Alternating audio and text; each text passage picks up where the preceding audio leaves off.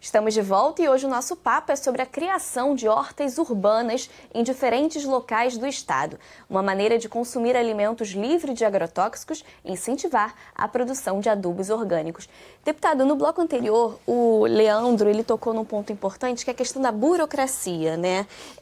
Existe aí um certificado que precisa ser emitido, né, para, enfim, dar aí para fazer valer essa questão dos produtos orgânicos. Realmente uma burocracia que a gente pode dizer que está atrapalhando para a disseminação do consumo desse tipo de produto? Não resta dúvida, eles podem falar melhor do que eu.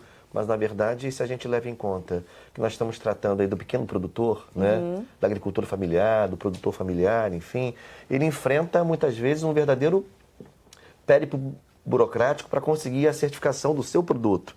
Isso pode ter repercussão, inclusive, para a possibilidade que ele tem, eu falava em off com a Lorena, antes de começarmos o programa, para ele vender, inclusive, para órgãos públicos, que exigem determinadas certificações emitidas por órgãos oficiais. Por mais que existam mecanismos participativos, cooperativos de certificação, né, que garantem, né, dão crédito, atestam a qualidade daquele produto, mas nem sempre isso é o suficiente para que ele possa vender, por exemplo, seu produto em larga escala, uma escala um pouco maior, para escolas, por exemplo, para integrar os gêneros que compõem a merenda escolar. Então é muito importante a gente conseguir avançar. Por exemplo, às vezes o pequeno agricultor ele não tem ainda a titularidade do lote em que ele produz. E muitas vezes se exige, um dos critérios uma das condições de credenciamento é a titularidade, a regularização fundiária, ou seja, não é fácil. Inclusive fizemos audiência pública recentemente, da Comissão de Ciência e Tecnologia que eu presido, com a Comissão de Educação, da qual eu participo também, o Flávio Serafini preside, a audiência conjunta, e nós tratamos disso, de como que é preciso chamar o ITERJ, o Instituto de Terras do Estado, para fazer assim, um mapeamento dessas pequenas produções que precisam de um pequeno ajustezinho para regularizar a terra, enfim, isso é muito, muito importante. E iria fazer muita diferença. Muita diferença, muita diferença. Você falou da Lorena, vamos falar um pouquinho com ela então, porque ela é uma das criadoras, né, fundadoras da Horta Inteligente, que atua em outro lugar aqui da cidade do Rio, que é ali no Morro da Providência, né, Lorena? Conta um pouquinho também, porque o foco principal de vocês, na verdade, começou com crianças também, né? Isso. A gente fez um caminho um pouco contrário, né? Na verdade, não foi eu que criei o projeto ele foi criado por uma moradora de lá, quando ela tinha 18 anos, em 2015. Então, já foram aí 4 anos, eu entrei alguns meses depois para cuidar especificamente da manutenção da horta. E aí fui me envolvendo e, desde então, nós duas que tocamos. Então, é um projeto pequeno, mas que começou e segue com crianças. Então, a gente atua na creche municipal próxima e também em espaços comunitários dentro do Morro da Providência, com crianças de 4 a 12 anos, atualmente, assim, esse público variado. E quais são os alimentos, né? Enfim, o que vocês plantam? Então, o projeto, começou com a questão da horta, mas eu acho que vai muito além disso, né? Então, a gente trabalha com agroecologia, mas também com arte, cinema, com, enfim, alimentação, né? Cozinhando. Eu acho que na verdade, a questão ambiental é muito nesse sentido de não estar separada, né? Então, do resto. Sim. Então, também saneamento, enfim. E recentemente, a gente tem expandido um pouco a atuação. Então, além de estar nas escolas, nesses espaços descentralizados, onde tem hortas pedagógicas, né, pequenas, porque eu acho que também é importante diferenciar assim, uma horta que vai produzir comida para sustentar um grupo, né, para poder vender ou para subsistência ou com uma função pedagógica mesmo, que é o papel dentro de uma escola, enfim. E aí a gente, recentemente, tem 2 meses, implementou um sistema agroflorestal, conseguiu um financiamento para implementar em um dos acessos principais do Morro da Providência. Legal. Então, assim, aí eu acho que é muito assim, importante a gente entender também, trazer a dimensão política desses diferentes tipos de horta comunitária, né? Porque uma horta comunitária que vai acontecer numa praça pública, ela vai envolver uma população, né? E vai trazer uma transformação para aquela realidade. Uma horta, uma proposta de agrofloresta dentro de uma escola, ela também traz uma outra dimensão política. Uma horta dentro do acesso de uma favela, ela traz outra, né, dimensão política, assim. Então, acho que esse tipo de agricultura urbana que a gente fala que é em pequena escala, ele tem uma dimensão assim, pedagógica de retomar um contato com a terra e de retomar a noção da coletividade, né? De abundância mesmo. Todo mundo aqui pode produzir junto, tem para todo mundo, pode pegar, é aberto, a gente tem que cuidar desse espaço. Então, acho que isso é muito mais forte nesses espaços pequenos, assim. Mas a agricultura urbana, né, no Rio de Janeiro, ela é muito antiga, ela é invisibilizada, mas na agricultura urbana e periurbana, então, assim, produtores mesmo, agricultura familiar, produtores rurais, e que muitas vezes também não conseguem levar adiante, aumentar sua comercialização, esses sim, se alimentam inteiramente do que eles fazem, né, e vendem, mas não conseguem porque, por exemplo, o plano diretor da cidade do Rio não reconhece. Né, que dentro de um espaço urbano você possa ter terra de agricultura. Isso está em discussão agora, né?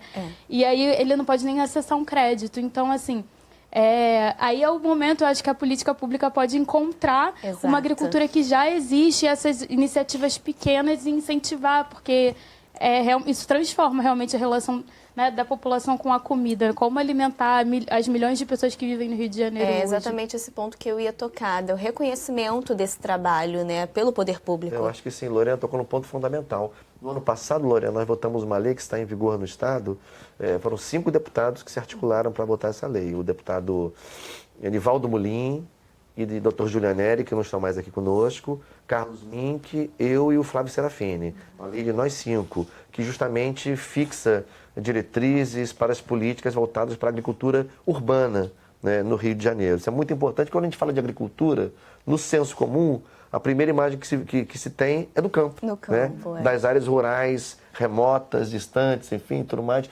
Entretanto, tem muita produção agrícola, tem produção agrícola relevante nas áreas urbanas e periurbanas. Então, é muito importante que elas sejam reconhecidas. E mais, é importante também esse reconhecimento, não só para o produtor, fundamental, e para o seu produto, como também, eu diria, para a juventude dessas famílias, porque muitas vezes também a representação social predominante da agricultura é algo assim, digamos, é o trabalho que mexe com a terra, é um trabalho manual, um trabalho aparentemente não muito valorizado. A gente tem um histórico no Rio de Janeiro, não sei se vocês sabem disso, um histórico em que as nossas escolas agrícolas, né, estaduais estão sendo depauperadas, a gente está perdendo a nossa estrutura de formação da juventude que quer se dedicar ao trabalho agrícola, quer fazer a sucessão rural. Portanto, ter dispositivos, né, no campo das políticas públicas, das decisões de governo, da ação do Poder Legislativo, que valorize a agricultura familiar, é fundamental não só para a produção em si mesma, como também para construir um outro tipo de imagem para jovens, para uma nova geração que queira se dedicar a essa atividade.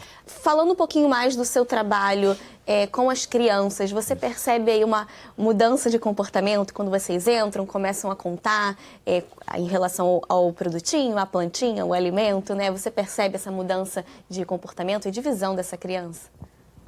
Eu acho assim, é um trabalho de médio prazo, né? Mas com a criança a gente vê a transformação mais rápido porque já existe uma maior abertura. Então, quando o projeto foi criado, a Elis, né, que é a moradora da Providência, ela falou, vou começar com as crianças, porque o adulto é muito difícil você mudar a cabeça, né? Mas com a criança, se for verdadeiro, né, se fizer sentido para ela, vai vir a resposta.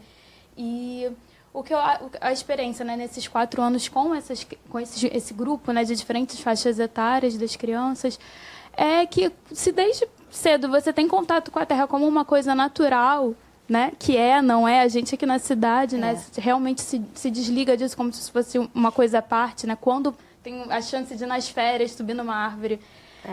Mas assim, a socialização na terra, ela é a melhor possível. Então, acho que isso muda mesmo a concepção. Então, assim, hoje, essa agrofloresta que a gente implementou em um dos acessos do morro, a gente está fazendo a manutenção semanal dele com as crianças. Então, assim, elas já sabem fazer compostagem, já sabem que quando a gente termina de fazer o lanche, o lixo ele vai para compostagem, não vai se misturado junto com os outros. De alguns pais, a gente ouve, né, demanda assim, eu comecei a plantar em casa porque meu filho queria, porque ele estava fazendo na escola. É um efeito multiplicador. Aí, a partir daí, a família, né, vai realmente chegando em outros momentos. Mas, então, assim, a criança realmente é essa base, mas a gente também ficou muito feliz que nas nossas ações que foram mais no território, né, essa, por exemplo, da agrofloresta, dos moradores estarem pouco a pouco aderindo, né? Porque a gente também acha assim, eu vou chegar num lugar, né? Ou vou começar e transformar e levar coisas. A gente não leva nada para ninguém, né? Os moradores, assim, eu parto do pressuposto que, assim, em cada território com a sua história, as pessoas elas vão respondendo conforme elas sentem que aquilo ali está dando certo, né? Então, tem muitos moradores que plantam há mais de 20 anos em áreas que ainda não são ocupadas na Providência. Só que tem sempre a questão do lixo, do saneamento, que caminha muito junto, né? Então, como pensar também plantar dentro de um ambiente da cidade, que tem vetores. Então, a agrofloresta também é uma forma de uma adaptação, né? Que permite produção de alimento, que não está tão no chão. E aí, os moradores, eles estão com a gente, sabe? Ajudam na manutenção da horta ou em algum plantio. Então, a gente vê isso mudando, a relação com o espaço mudando, assim. É um trabalho realmente de formiguinha, né, deputada? E pessoas como eles dão aí um certo incentivo, um certo gás para que isso cresça. Muito gás. Eu me lembro, pessoal, de uma experiência que eu vivenciei quando eu fui secretário de Educação em Niterói, com um projeto que incentivava as escolas a fazer o projeto de hortas escolares, enfim. A repercussão que isso tinha nas crianças, nos alunos, porque, por um lado, como você mesma falou agora há pouco, Juliana, é um conhecimento multidisciplinar, né? Mexendo com isso, eles aprendem muitas coisas, não é? Segundo, eles mesmos passavam a ter maior interesse em consumir aqueles alimentos, que eles reconheciam daqueles produtos que eles consumiam. E terceiro, esse efeito multiplicador de que falava a Lorena. Eles levavam isso para as suas famílias, para as suas casas, né? Ajudavam a despertar consciência em adultos aculturados no fast food, nas comidas industrializadas, nos processados, enfim. Então, assim, tem um múltiplo efeito. Então, trabalhar, sobretudo, jogando foco nas crianças, que tem um componente aí de educação ambiental, enfim, isso é muito importante. Juliana, o seu instituto, né, você está nesse CIEP, lá em Paciência, mas a previsão de vocês é expandir esse trabalho? Como que está o planejamento aí para os próximos anos? Então, a gente... Bom, primeiro que a gente já conseguiu esse espaço no CIEP, que foi, né, essa integração ao currículo da escola. Então, a gente pretende, né, a gente entende que esse trabalho ele tem que ser continuado, então, não de maneira pontual, mas sim de maneira continuada. Então, a gente pretende ficar lá por mais alguns anos. Certo. Esse ano a gente vai começar outro projeto para resoluções para o lixo. Então, a gente vai ter um projeto de compostagem em 4 escolas em Campo Grande. E onde a gente vai desenvolver módulos, né, sobre a gestão e produção do lixo. E mais direcionado para a gestão do resíduo orgânico. Então, a gente vai construir centrais de compostagem nessa escola. E uma coisa nova que era muito do nosso interesse é que nesse projeto de agora a gente vai conseguir trabalhar um pouco, né, vai ser a nossa primeira experiência, mas a formação de professores também. Legal.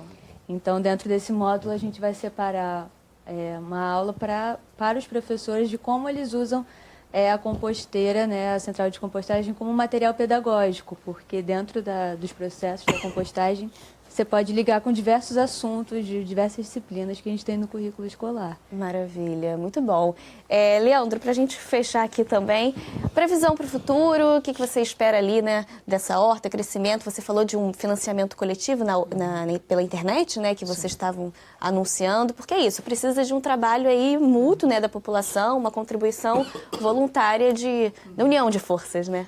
Da nossa parte, assim, a horta do Grajaú tem uma limitação física, né? A gente não tem muito para onde se expandir, né? Então, nossa ideia é se juntar a outros arranjos de hortas urbanas pela cidade. Eu tenho participado de alguns eventos junto com outras hortas urbanas, tem daqui da General Glicério, em Laranjeiras, tem lá a Horta das Artes na Barra da Tijuca, enfim, tem diversas espalhadas aí pela cidade, que são perfis de hortas similares à nossa, né? Então, a gente tem trocado ideias sempre que possível, e uma das coisas que a gente tem buscado acessar são justamente políticas públicas que incentivem esse tipo de arranjo popular, né, para atuar em hortas urbanas, para transformar espaços cultiváveis na cidade para atender a população local. Então, assim, a horta do Grajaú, ela não tem muito como se expandir, mas a gente pode se expandir enquanto cidadãos participantes né, cultivando o seu próprio alimento. Então, a nossa intenção é mais essa. Tá ótimo. Queria agradecer muito a presença de vocês. Boa sorte no projeto de vocês. Deputado, muito obrigada. Ficou dado o recado aí, né? Que eles sejam, vamos dizer assim, mais valorizados, tenham mais facilidade aí no processo deles, né? Menos burocracia. Compara um moranguinho produzido com pesticida e um moranguinho feito com orgânicos. Exatamente. Compara só compara, né? Muito obrigada. Você que acompanhou o nosso bate-papo de hoje, você pode rever esse programa todinho acessando o nosso site www.alerj.rj.gov.br. Acompanhe a gente também nas redes sociais. Até a próxima com mais Papo de Juventude para você.